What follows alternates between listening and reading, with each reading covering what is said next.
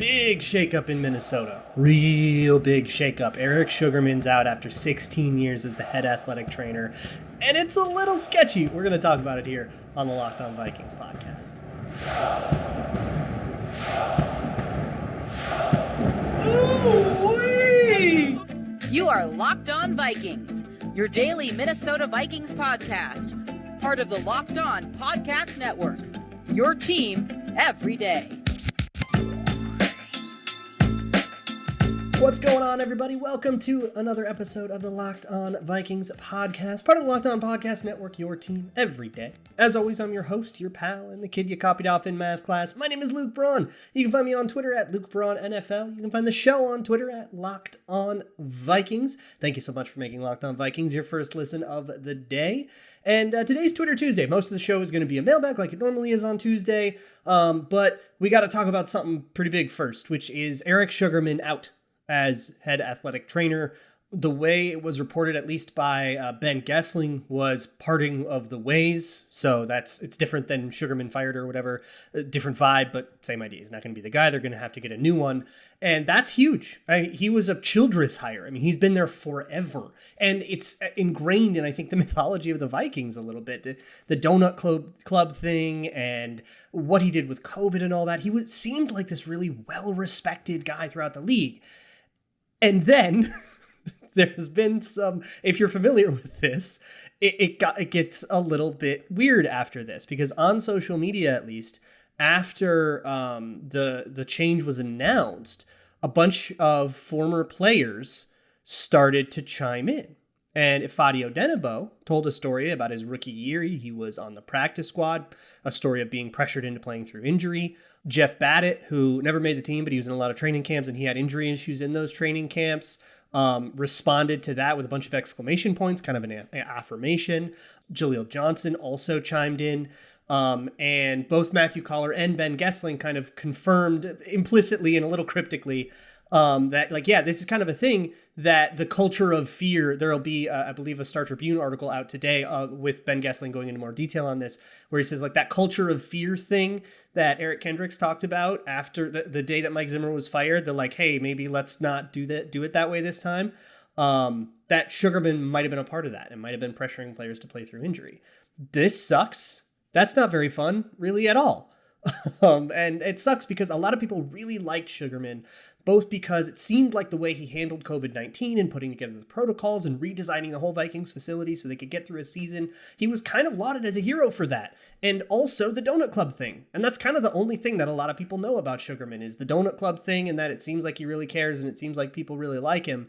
But if you're unfamiliar, Donut Club was a tradition right before they would fly out before every game where players could come and like have a donut. And it was like this team building thing that people seem to really like. And so a lot of people, I think, have a really positive idea of Eric Sugarman, and this sort of shatters that worldview. And I think we just all have to sit down as a family and say we got to be okay with that. That we have to be okay, not be okay with him pressuring players into playing through injury. That's terrible. But we have to be okay with that changing our opinion of Eric Sugarman. And if we have to change our opinion of Eric Sugarman because of something that we didn't know about before, that's okay. That doesn't make you naive. That doesn't make you like, ooh, a homer or whatever. It's just you got new information and now we've changed what we think. If all that stuff is true, and I really don't see a reason not to believe it because everybody talking about it doesn't have exactly a lot to gain, then that really sucks. And I'm glad the organization can kind of move in a new direction that maybe doesn't do that as much. But the cynic in me kind of says, like, man, it's kind of going to be that everywhere. It's the NFL. I mean, Google Toradol. Don't Google Toradol if you don't want your worldview really shattered. Everybody does that. There was the Antonio Brown thing about him accusing Bruce Arians of pressuring him to play through an injury. I believe that, not because Antonio Brown is like a credible source, but because that's just really common. It's been around the league for forever. The NFL was invented in a military context with people who are all like war veterans who, like in the military, you push through and you man up and you tough it out. And it's all toxic masculinity all the time. And it's all this stuff that we've kind of learned now in the modern age isn't that good, but it still is absolutely in the NFL. And that pressure exists. Even if people don't intend it to, that pressure just it residually exists in the culture. It's everywhere. And so I don't have a lot of faith that the next guy is going to like not do that, because I don't know if I've ever heard of an NFL person that doesn't. But either way, if that's something that helps to repair the fractured relationship between the coach and the staff, then I'm all for it. Let's move on to the mailbag, though. If you have questions for me, you can always send them to me at Luke Braun NFL on Twitter, at Locked On Vikings on Twitter. You can always send an email to lockedonvikingspodcast@gmail.com, or you can fill out the Google form, which is linked in the show notes if you'd rather. Better for like long form stuff. So let's go in. So first one comes from Oliver, who says, "Can I copy your math homework?" Always. Next one comes from Nate Walton, who says, "You had a conversation with Solomon Wilcots during Super Bowl week and something stuck out. He mentioned the Rams using 13 personnel, 1 running back and 3 tight ends. Is this a universe where McConnell decides Garrett Bradbury is converted to blocking tight end?" Oh, I love how we're starting this. "His deflection run in the Green Bay game showed just how athletic he is, and I don't want to see him gone unless we get a clear upgrade at center." I think I'm with you there that I mean, there's no reason to get rid of Garrett Bradbury this year because cutting him saves you $0. His 4th year is fully guaranteed. That's how rookie contracts work. So there's no reason to get rid. I mean, you could trade him to somebody else and get rid of the cap that way, but I don't know how much of a return you would get because draft compensation in centers the market's not huge. But I think you could still try to upgrade at center, though. If you get an upgrade at center and he like doesn't make the team, then sure, whatever. Just, you wouldn't expect to save any money that way. No, he's not a tight end, but I love where your head's at. Another one from Oliver, who says, "Do you think Cam Bynum could play the free safety / tight end eraser role? I think his cornerback background should help him on one-on-one matchups." I kind of let him compete for it in the roster thing that I did yesterday. On yesterday's show, I did like a whole mock offseason where he could compete for a safety job. The thing about it is both safeties will do both jobs depending on how the offense aligns. Sometimes they'll align on one side or the other of the formation, and you'll have to be the strong side safety where you're man-to-man covering a tight end. Both guys will have to do that. So I kind of say the same thing I said yesterday, which is, yes, he can compete for the job, but I wouldn't give it to him without him having to. He should have to beat someone out for it, but I think he has earned the opportunity to try. Cowabunga Kev Time asks, "Why do people think it's a good idea to draft a receiver when our defense was complete dog doo-doo?" Okay, I don't know, man. You can kind of never have too many receivers, honestly. It's like corners for me. Like if you imagine a team with 5 good receivers. Does that scream scary to you or redundant? Because to me, that's horrifying. Holy crap, how are you going to cover that? So I don't think you can have too many good receivers. And I don't think, I'm going to fight against this all draft season. Don't think about that as the first order thing. That is not the highest order term, is what position they play. Is the player good? And then if it comes down to it, then decide about position or whatever. But if there are no good defenders available on your board and there is a good receiver, take the good receiver. Or if the receiver on the board is that much higher than everybody else defensively on your board, don't pass that guy just to take a defensive guy because your needs are different. That's always going to be the way it is. Your board should have need incorporated into it. Nobody should ignore positional value and need and stuff.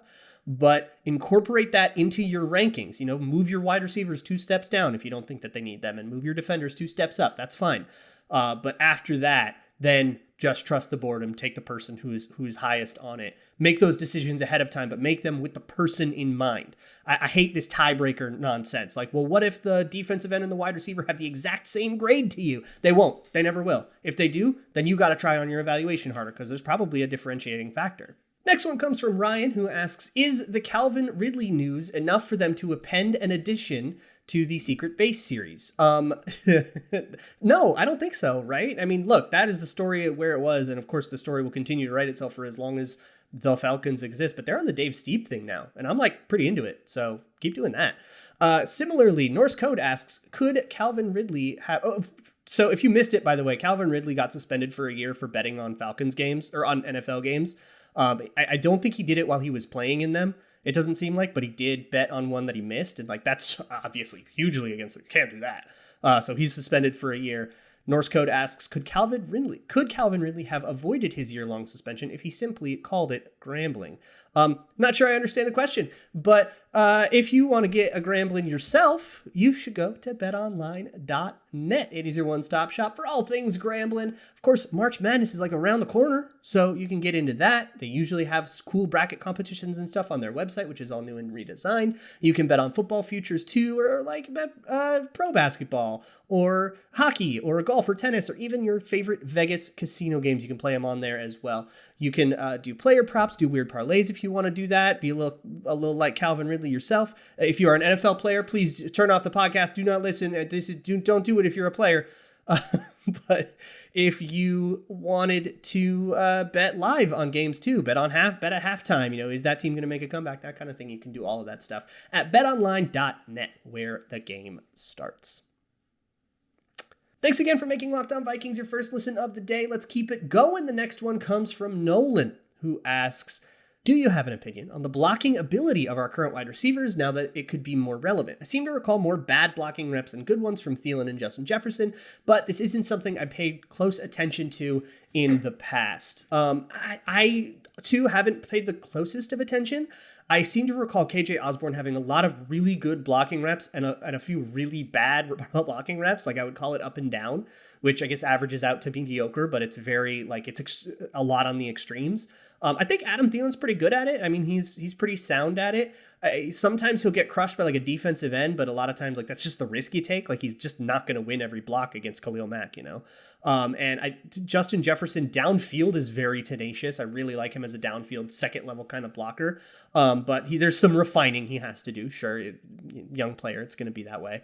Stezo asks, the Colts installed new turf in the summer of 2020. The new turf is apparently a lot quicker than the old one. How should we look to adjust the measured numbers as we do historical comparisons? That's going to be really tough. For now, you probably just have to kind of do your best to guess like what the effect that is. And you could probably take like all the wide receiver 40 times from the last 2 years and compare them to the last 10, see what the average is and like do your best there. Also accounting though that the last two classes could have been faster than average, like genuinely, and it would be skewing your data. So you need a bigger sample, I think, than 2 years. You probably have to wait many years before you have a genuinely good adjustment that you can make, and before there's like an agreed upon, yep, all right, take off, 3/10 for the turf or whatever it is. But for now, you probably just have to eyeball it the best you can. I'm sure there's more advanced math you can do if you wanted to ask like a real math professor, some kind of model where you took the like averages of each class or the medians of each class and kind of said, okay, was this a faster class or a slower class in general? And then maybe create like an index that can help you really do an adjustment. Or there's probably better math you can do than just like averaging it and comparing. But either way, I do think you probably need a bigger sample to have like a true accurate adjustment. Skull Actuary asks, will Kirk actually sign an extension to help the team, or is he just not a team player? Look, man, I don't think I hold no players to that standard. Go get the bag. I don't care who you are. If you are an undrafted free agent, or if you're a guy who's already made $200 million, if you're, Kirk Cousins, or if you're my favorite player in the world, go get the bag. I don't think, and like economically, that's way easier for me to parse. Not only do I just think that's the right thing to encourage players to do, but economically, it's the economics word for it is like a rational actor who will act in their own self-interest, who are not going to give up half of their money to charity or something, because that ruins how economics works. And when we're predicting negotiations, it's easiest to predict when they're perfectly selfish. And I don't mean selfish in a bad way. They should be selfish. Secure as much money as you possibly can. And the Vikings should try to minimize that. And then that's the kind of competition that comes together in a deal that this is the weird economics to the invisible hand of the market says is fair. But I think that's the way it should be in a market like this. Negotiate. And players should be allowed and encouraged to negotiate, or agents on their behalf, but to do so as aggressively and using all the tools at their disposal as they possibly can and should. Kevin has a couple. First one is, what is your female companion? Think about what you do. How involved is she in it? So she, a lot of times I just need to bounce ideas off someone. So I'll just like explain something to her, and she is not into football at all. So if I'm like explaining cover 3 to her and I can get her to get it, I kind of feel like, okay, now I can get like a football watching audience to get it. A lot of times she just falls asleep, and that's also great. Because sometimes I just need to bounce an idea off a wall, and I just need to talk out loud, like think out loud to someone. She's unbelievably supportive though. I'm making jokes, but yeah, it's insane how supportive she is of me having to make her, like having to dominate the airwaves of the apartment for a half hour every single day. and all the weird things that it does to my brain. Very, very appreciative of her, like insanely. The next one from Kevin is, will Donatel have his corners play sides or follow? Love to hear more about how that works. So it depends on the dudes. Unless you have like a really good corner, peak Stephon Gilmore, have that guy shadow the best receiver. If you don't, if there isn't a significant difference between one corner and the next, which is, I think, most teams, then you might as well play sides. For whatever it's worth, the Broncos played sides last year. They didn't shadow. And that's where Donatel was. So I would be surprised if he shadowed, unless they swung some insane thing like a trade for Xavier Howard or something like that, where you have like a lockdown corner. Grape Emoji asks, you've mocked Danielle Hunter as a defensive end in your roster projection, but would it make more sense to have him as an outside linebacker? Looking at the Bears, where their two outside linebackers, Quinn and Mack, are both exclusively edge rushers, would Hunter fit better in that role, or will our scheme be different than what the Bears have been running? Look, Sean Desai is a Fangio disciple too, so they could totally run it that way. Look, do you think of Von Miller and Bradley Chubb as linebackers or edge rushers? And this is where it's like, what is an outside linebacker? Because when I hear outside linebacker, I think of like a 3-4 Sam linebacker. I think of KJ Wright, Bobby Wagner, I think plays more Mike, but yeah, somebody like KJ Wright, that's what I think of. Terrell Suggs, that kind of deal. Not necessarily somebody like Von Miller or Robert Quinn, who kind of does line up in that that jack position is what I've been calling it. I think Danielle Hunter probably can play coverage if you asked him to. He did so in college and stuff. Whatever you call it, I don't care. Just don't ask him to be in coverage a quarter of the time. That just feels like you're being way too nice to offensive tackles. Ryan Lundeen asks, are the Packers better off getting draft capital returns for Rodgers compared to giving him a market-setting long-term deal? Look, man, I know this is this time of year where money and resources are everything, and all we want is to hoard as many resources as possible so we can have the most exciting feelings during the offseason. There's nothing that's going to take them closer to a Super Bowl than Aaron Rodgers. There's just nothing can happen with that $50 million that's going to take them closer to a Super Bowl than Aaron Rodgers. I honest to God, I don't know if you can overpay over Aaron Rodgers. The weird teams that he has dragged kicking and screaming into contention, you cannot overpay Aaron Rodgers. The Packers should just be willing to bend over backwards for it. And I think they are, and I think that's correct of them. I think having Aaron Rodgers in the building is going to be the best thing that they can possibly do, and they need to try to do that for as long as they possibly can. And I don't really think there are any exceptions until you go to like beyond the pale. Like, no, they shouldn't pay him 50% of the cap. But within the realm of reality, I just don't see a world where getting rid of Aaron Rodgers makes the Packers better in any way. Yannick, sorry if I mispronounce your name, by the way. Yannick Eckhart asks, if your defense has to have a weak link, what position would it be? This is, again, it's a positional value question, and I hate positional value questions because they dumb everything down so much. And I feel like a lot of people just get this idea in their head that like, well, if you invest in the right positions, you'll have a good team. And it's like, it's so dumbed down. We're so much more focused on would you rather have a linebacker or a cornerback that we don't actually know anything about the linebackers and the cornerbacks? I get so frustrated with it. I guess like an inside, like an off-ball inside, hook zone linebacker, or like a coverage, like a nickel linebacker would be like the least valuable thing to me. Because if they can't get involved in the run, if they're not a pass rushing threat and all they do is short zones, like that's kind of nothing. So I guess that. But I don't know. I reject the premise of the question. Look, I got a lot more questions to get to, so we'll get to those. I promise I'm going to try to get to all of yours if I can. But first, let me talk to you about your car. You got to take care of your car. And look, it can be really intimidating to go to the mechanic because you're dropping your car off and then they're going to be like, that'll be $1,500. And you don't know if that's fair or not because you don't know anything about cars.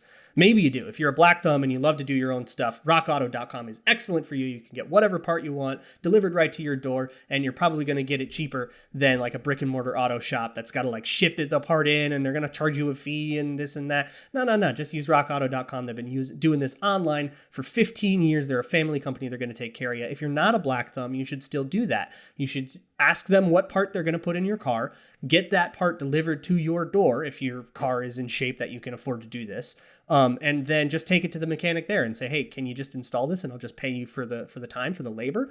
Most mechanics will do that. And if it's a superficial change, something where you don't need to like lose your car for a week if you need it or something like that, that can save you a bunch of money on the back end. So head on over to RockAuto.com, enter your make, your year, and your model, get whatever you need, whatever you're buying there. Just make sure you let them know that Locked On sent you, because if you don't, the rabbits are going to take me somewhere where you will never find me again.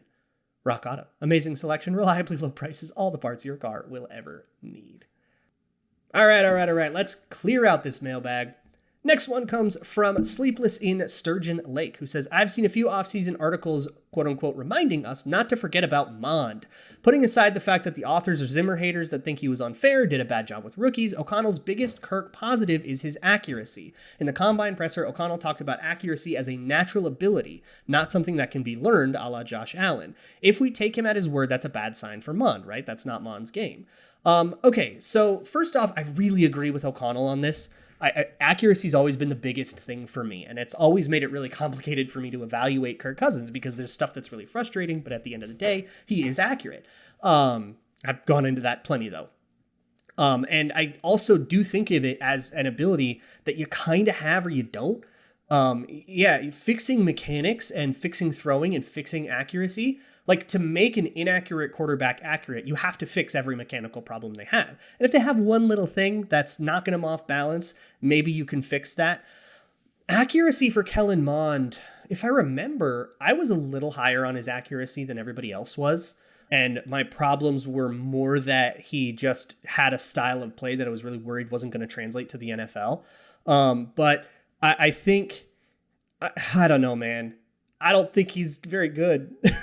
Like, that's it. Like, based on training camp, what the little we could see in training camp and preseason, he was awful. He came in, he threw 3 passes. One of them was almost a hideously, like, incomprehensibly bad pick 6 that was dropped. And it's like, wow, okay, if he had that in him in 3 plays, like, I don't want to overreact to a small sample, but it kind of confirms what I already thought. And he couldn't beat out Sean Mannion for a backup job. That really is concerning to me. So I'm very concerned about Kellen Mond. I also kind of knew he was going to take a year to get through some of the other, like, to read the field faster, which Mike Zimmer said and stuff like that. So I don't think that those comments are necessarily a bad sign for Mond, but I don't think that it's looking great out there for him, kiddo. Next one comes from Joe, who asks, I love this one. Am I wrong to be worried about how people refer to PFF info? From my point of view, PFF is very good at taking subjective observational information and converting it into data, but people often treat it as though that makes it objective, which I don't think it does. To me, there's a danger into taking qualitative analysis and presenting it as though it's quantitative. So I think I agree with you, especially on that last part. I always say qualify before you quantify. And I think what I know about PFF's grading system, they are qualifying with quantification in mind. And those are different things. With what PFF's grading system is, I think it's very too focused on being objective. And they have subjective things. Did the cornerback cover the wide receiver well? Is a subjective question. But they have things like, if the pass rush was good, did it get to the quarterback or didn't it? Or did he beat his man or didn't he? They do have little rules and regulations all over their grading process that try to conform it as much as possible. Early in the days of PFF, we're talking 2014, 2015, when they first started really becoming like a mainstream thing, there were a lot of things about PFF just like getting a ton of flack for having a subjective and unpopular opinion on something. And I think that made them overreact and really create a process that's too focused on being objective. And then they're afraid of this. And I think that they flirt with it sometimes, becoming just another stats website. Like their coverage grades in particular, for one, their buckets for what coverages can be are way too broad. They will divvy coverages up into cover 4, cover 2, cover 3, whatever. But like what cover 4 is in the modern NFL is two insanely different things. And so to try to take that and all boil it into one thing becomes a less useful tool. And then grading in that context, like I have to add a huge grain of salt. Add to that their grades are heavily weighted toward plays where a defensive back is targeted, plays where you're targeted. And that really wrecks it for me because you're basically only focusing on their worst moments. And there is something to be learned about, okay, when they are targeted, do they recover or don't they? But that's a fraction of the whole thing. And I also think that when it comes to who messes up on offensive line, they will decline to guess if they don't have like an easy idea of who was supposed to be blocking who. They'll kind of chalk it up to a wash, and either like throw that rep out of the sample or kind of chalk it up to a neutral or something like that. And that means that as an individual observer, you're going to have a power that PFF declines having because they're trying to grade every single player. They're trying to take a cornerback in a Fangio scheme and a cornerback in a Zimmer scheme and a cornerback in a Pete Carroll cover 3 scheme and then compare them and try to boil them all together and compare who's better at what, even though their assignments are all totally different. As an individual person, we don't have to try to boil them together. We can say, well, that guy's in cover 2 and he's doing a little less and he did better, but the person with a harder job who did worse had more responsibility on his plate. So we can, parse that and kind of come up with an opinion without having to assign numbers to it. And I think that's just always going to be an important part, which is why, and even PFF will say this, don't take it as gospel. Don't take it as the only thing you need to know. A PFF grade is some evidence and you bring it up in an argument or whatever, but be prepared to bring up something else because PFF generalizes a lot of things that I don't think should be generalized because they are trying to prime it for quantification. I say qualify and then you can tally it all up. But first, you have to have like a qualitative, substantive opinion on what you're looking at, and then you can start tallying how many times that thing happened. Big PFF rant, I know, but that's kind of where I'm at on that right now. But I should mention that, I mean, if you don't feel like watching a bunch of tape, PFF can be a decent proxy for that, but I think you should treat it as just that, a proxy. Dorby asks, 2 summers ago, I met a fox in northern Minnesota named George. I left him a note this last summer and he never wrote back. Do you think he hates me? Well, if he's a real fox, then no. Metaphorically, if he's a fox, maybe. I don't know Dorby, and you would have to ask him. Shoot That asks, after your last podcast, I'm wondering if you're actually a burner account for Rob Brzezinski. Have you ever been spotted in the same room together? I declined to answer. And then finally, Pseudonamed asks, what are your thoughts on the highly likely rumor that Rasta Pasta is actually an honest-to-God crab? Do you see that playing into the Kirk trade? No, I do not see that playing into the Kirk trade because Kirk Cousins doesn't care about what happens on Twitter. But could he be an honest-to-God crab? I don't think we can say one way or another without definitive empirical evidence, and it's on Rasta Pasta to provide that. So I hereby call Rasta Pasta to provide empirical evidence that he is not an honest-to-God crab. We're going to get back to serious things tomorrow. I want to do something about Kirk Cousins trade partners. I've sort of deferred that question and I'm kind of running out of time because legal tampering is next week. So I want to get the Kirk Cousins trade and then the same offseason plan thing I did on Monday, but in a world where we trade Kirk Cousins. So I want to get those things out. Of course, if there's news, I'll prioritize that, but hopefully that's what the rest of the week is going to bring. In the meantime, check out the Locked On NFL Draft podcast. Check out the Locked On NFL podcast, which is on YouTube, as is this show. I will see you all tomorrow. And as always, Skull.